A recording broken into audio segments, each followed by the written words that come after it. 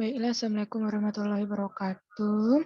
Saya dari kelompok 9 dari sesi 485, mewakili kelompok 9 akan mempresentasikan mengenai Pancasila sebagai ideologi negara pada saat ini dengan mengungkapkan salah satu contoh faktual baik secara internal maupun eksternal dan upaya agar ideologi negara Indonesia tetap pada marwahnya.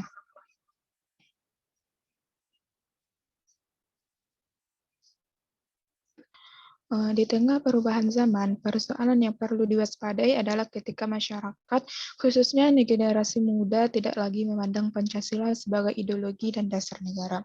Pertama, yang harus diwaspadai ketika Pancasila sebagai ideologi negara dan falsafah bangsa tidak lagi menjadi perbincangan atau wacana di tengah publik. Ketika satu negara tidak lagi menempatkan ideologi negaranya sebagai pedoman dalam kehidupan berbangsa dan bernegara, maka akan timbul celah bagi ideologi lain untuk masuk. Saat ini, pada persoalan terkait Pancasila, yaitu melemahnya ideologi tersebut, hal itu berdasarkan hasil survei nasional yang dilakukan Center of Strategic and International Studies. Disebut bahwa jumlah masyarakat yang ingin mengganti ideologi Pancasila terus mengalami peningkatan. Nah, di era Indonesia modern atau pasca reformasi yang ditandai dengan jatuhnya Orde Baru di bawah Soeharto, tekanan terhadap eksistensi Pancasila terus berlangsung. Banyak kritik yang mengatakan bahwa Pancasila hanya slogan dan mitos saja. Hal ini sebenarnya telah terlihat dari beberapa hal. Dalam level negara, misalnya adanya pencabutan ketetapan MPR nomor 2 tahun 1978 tentang pedoman penghayatan dan pengalaman Pancasila P4 dan pembubaran Badan Pelaksana dan Pembinaan dan Pendidikan P4. Tidak hanya itu saja, Undang-Undang Sistem Pendidikan Nasional Nomor 20/2003 menghilangkan Pancasila sebagai mata pelajaran wajib di lembaga pendidikan formal. Ancaman lainnya adalah maraknya persoalan-persoalan sosial klasik seperti konflik-konflik sosial berbasis ras dan agama, pelaksanaan HAM, dan ancaman radikalisme yang telah banyak memakan korban jiwa. Generasi-generasi kita begitu rentan dan dalam mengadopsi ideologi intoleran. Tidak hanya menginfiltrasi kaum muda, paham-paham radikal juga memulai penyusup ke badan-badan pemerintah yang strategis. Merujuk pada kondisi-kondisi di atas, artinya Pancasila sedang dalam ancaman. Oleh karena itu, perlu upaya revitalisasi terhadap pengalaman nilai-nilai Pancasila dengan cara yang efektif, konsisten, dan benar. Upaya yang saya maksud di sini adalah bagaimana menginternalisasi ideologi Pancasila kepada masyarakat, khususnya generasi muda, dengan cara yang efektif dari cara-cara yang dilakukan pada masa pemerintah Orde Baru yang bersifat hal ini penting untuk dilakukan. Jika tidak, keutuhan bangsa ini di masa depan akan mengalami ancaman yang serius.